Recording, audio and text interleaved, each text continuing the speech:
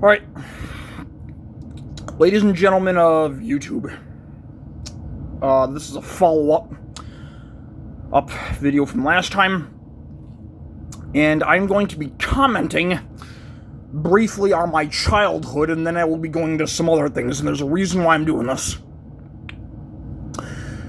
For those of you teachers and former classmates of mine from Bucks Hill School, I told you so.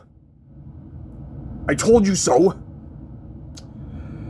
For years growing up, mainly starting in the 3rd grade, and I could go into more details about my life later, but here's the thing. I said for years, America, its public schools and institutions, right, have a really extremely bad habit of spoon-feeding kids more propaganda about America's freedoms and so on than actual book learning. I'm going to continue. Don't get me wrong here. I mean, I have been told repeatedly online, as far as the Freedom Department is concerned, America is in 54th place, as far as I know. In other words, we have less freedom in America than apparently a lot of other third world countries, and that saddens me. I mean, because I do question as to whether or not those numbers are entirely accurate, though. On the one hand, I do agree tremendously that, yeah, there are actually a lot of freedoms and personal liberties guaranteed under the United States Constitution that are constantly denied to people for honestly hypocritical reasons. In some states, under the Second Amendment, right, the basic right of self-defense is illegal. And I'm not going to go into my exact state, but here's the thing. Like, there are some states, like where I live, if you are caught trying to defend yourself against a thug or somebody trying to rob you, you can end up going to jail with that person for fighting, and never mind the fact that the person had no desire to be in the fight in the first place, but there you go. What else? Convicted felons, right? Very often they are denied the right to vote. In prison they are given inadequate food, and often they leave prison, if they're lucky, with tremendous PTSD and a criminal record, right? So I'm not denying that there are a shitload of problems with the American justice system, especially when it comes to public schools, where a child is expected to say, "Oh, hail the American flag," much in the way that, I mean, forgive me for using this metaphor, where in Nazi Germany, for example, back in the day, people were expected to salute the swastika in the name of Adolf Hitler, while completely ignoring everything that was wrong with the country, right? I mean, granted, we're not at the point here in America yet where we're building death camps, but, you know, I do see the similarity, I'm sorry to say. Now back to my main argument. Growing up as a child, I've been saying since 3rd grade, look, if we keep spoon-feeding people nothing but propaganda, instead of book learning, teaching kids basic mathematics, and often at times criticizing children, and in the worst case, even punching them in the mouth repeatedly. Torn and David from Bucks Hill, I'm looking at you.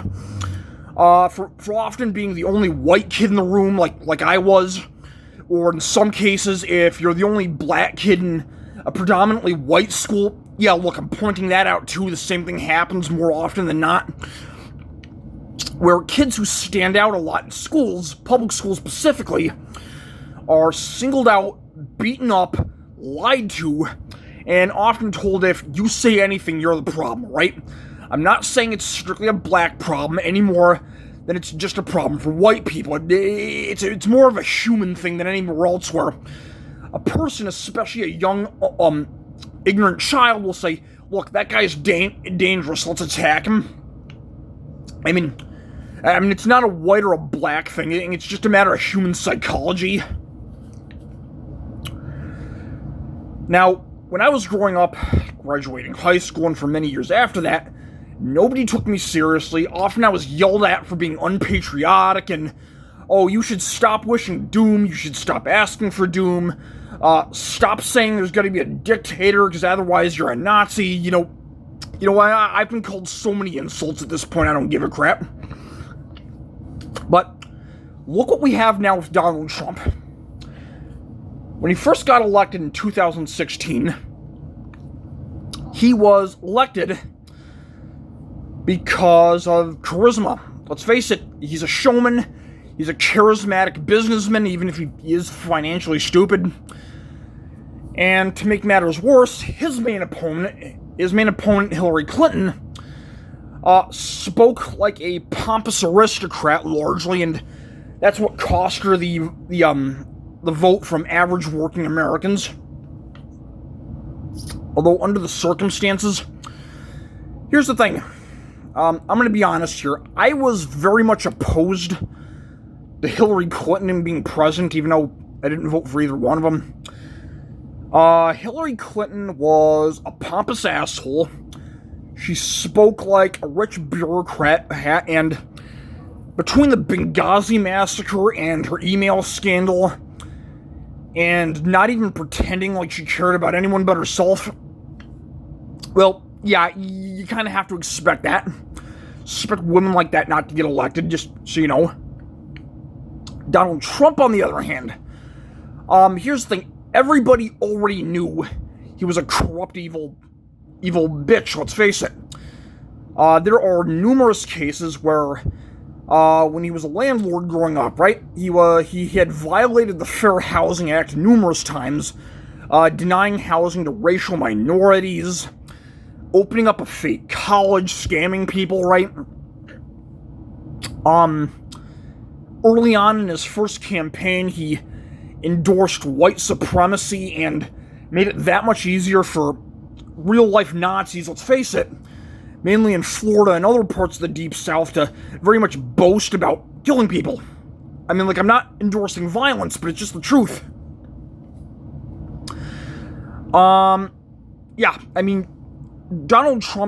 President Donald J. Trump's campaign early on, and even in his first 4 years, was a disaster for America. But what astounds me is how Donald J. Trump incited a riot on his own Capitol, trying to overturn the election, saying, "Fight like hell." I quoted Donald Trump's own words exactly. And the fact that he did what he did, people actually died and got hurt on the Capitol, on Trump's own orders, no less. And the fact that Trump wasn't immediately arrested and barred from office permanently, I'm shocked. Shocked, surprised. I would have thought, of all things, that the constitutional powers that be would have had Trump arrested and possibly in a straitjacket the rest of his life for being a traitor to his oath of office, on top of being a danger to others. But, I've been wrong about things before, and let's face it, the American Republic as I know it, or as I knew it as a child years ago, let's face it, America is not the first empire to fall apart because of its own incompetence, and most likely it won't be the last, unfortunately. Let's see, what else was I getting at? Oh, yeah. Trump, as of recent years, he obviously has dementia, Alzheimer's. He has actually threatened life-threatening conflict with our neighbors such as Canada and others. And I've gotten into that before, so please look at my previous videos so I don't have to repeat myself all the time. But I have very much gotten to the point where average Americans are not safe. Nobody's safe. Granted, I will be the first to admit it is Mexicans, African Americans, sometimes even Asians. A famous case, kids from South America have been locked in animal cages as deterrent from them, their mothers, and the rest of their families from trying to enter. And here's another thing. I've actually been criticized online. Excuse me. I've been criticized online by Native American groups, right? Even though I'm basically trying to agree with them, saying, hey, look, us white people and many others, we're basically illegal immigrants, but, and I get it. Given the relationship that has historically been established between those of white European descent and myself and Native Americans, I'm actually not the least bit surprised that my words came off as a little skeptical when I may have been talking to a Native American chieftain online in the comment section of YouTube one time. I don't know who he was in real life, but I'm just assuming with the way he was talking. With that said, yeah, I'm not the least bit surprised others are skeptical of my words, especially white people like me, who, let's face it, I mean, you walk around, you give someone a blanket, a sheet, maybe even wine to one of the natives, and it turns out to be fucking poison, excuse my language. So I'm not the least bit surprised my words largely go taken with a bit of salt. But I do stand by what I say when I respect what America is supposed to be about. Here's the thing, America has had its bad times like any other country in the world. We have had slavery in our distant past. We have had discrimination. We have even had our good times. What else can I say? There are people, even in the worst of times, who go out of their way to help people even when it's hard. Now, I can go list on, but the reason why I don't have a lot of respect for those who say, well, slavery existed in other parts of the world too, but ancient Rome had slaves, the Chinese had slaves, the Native Americans, I'm not sure, but, Stone Age society being what it was back then, I assume so. But there's a difference between those Bronze Age societies and us. By the time the American Civil War broke out, there was industry, enlightenment, neighbors and communities were a lot closer together by that point.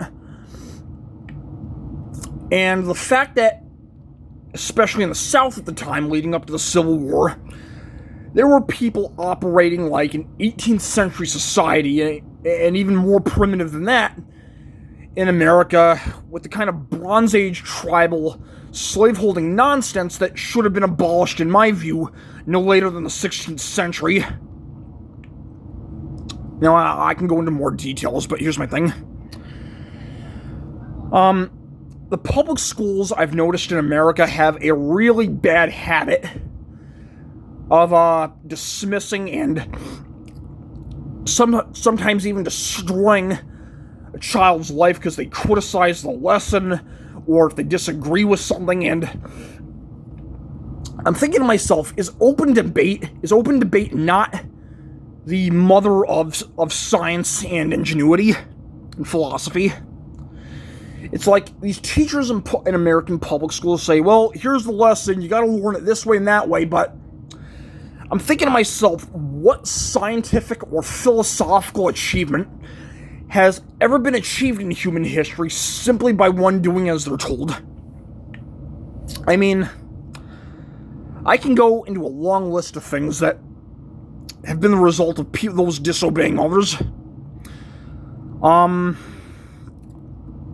For example, Adam and Eve. Forgive me for talking scripture, but here's the thing. God said not to eat the fruit, right? The one fruit in the middle of the garden.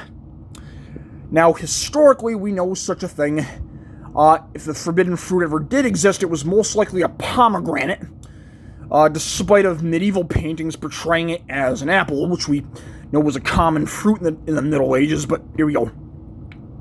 It's like, there are pomegranate cakes I've heard of, pomegranate milkshakes, and truth be told, pomegranates, believe it or not, are one of my favorite fruits. I love pomegranates and stuff. And you know what? If my own standards are correct, I would probably go into the Garden of Eden, eat the fruit anyways, Not because I'm greedy, lustful, or anything like that, which, let's face it, all people have that to a certain extent. But just because, look, there's fruit, I'm bored, I want to eat, there we go. See, you know what? It's a simple fact of being human, let's face it. Trump needs to stop talking about public education. President Donald J. Trump needs to stop talking about mental health problems. Especially when he has openly endorsed the harm and deliberate execution of others. For example, Trump has repeatedly made attempts at getting rid of the school boards, saying that education should be in the state's hands.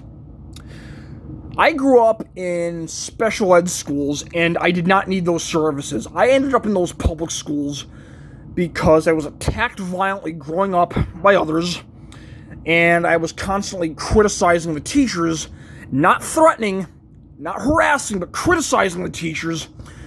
And instead of the teachers even trying to debate the matter with me, they just put me in a new school, and see, there you go. See, you're a bad kid. There you go. Here's where we put kids like you for not doing exactly as the lesson says. And it's gotten to the point where Trump, I said before in another video, Donald J. Trump, President of the United States of America, has done absolutely nothing but embarrass the American people silly, and I believe that if we do end up going to war with any of our neighbors, we are going to end up freezing to death, possibly being laughed at and told to leave the country. I've gotten into details about those too. And I am, again, politely asking, with all seriousness, that President Donald J. Trump advocate the presidency and leave political life behind him entirely. It's gotten to the point where President Donald J. Trump has embarrassed the American public so badly that if I ever did end up in another country as a tourist, I would be completely embarrassed to explain that I'm an American citizen, and I'm not sure if anybody in another country would even take that as an answer. What else can I get at? For those of you in Canada, Greenland, and Mexico who are listening to this, my greatest apologies for the Trump mess. Understand the fact that I did not vote for him. Many other Americans didn't. And I stand by what I say when I truly and honestly don't know. For the first time in my life, I honestly don't know how Trump got reelected after what he did during and leading up to the January 6th riot, when Trump, in my view, should have been arrested, cuffed, and if nothing else, put in a lunatic asylum so he couldn't do any more damage. And that's the nice way of saying it, without threatening, without advocating for violence of any kind. I would at least appreciate it if others would comment, even if for no better reason than like talking amongst themselves and their families, because I truly am trying to advocate for the fact that not all of us Americans, most of us in fact, truly are honestly opposed to Trump. Many of us always have been, and now it's gotten to the point where now that Trump is actively in threatening invasion, like invasion of Canada and others, with lethal force to our former allies, when many of us, including me, have always been very much opposed to such violence, especially when the war has already been proved to be unnecessary and costly. Long live freedom for those who even care to listen at this point, and I understand if you don't. God bless.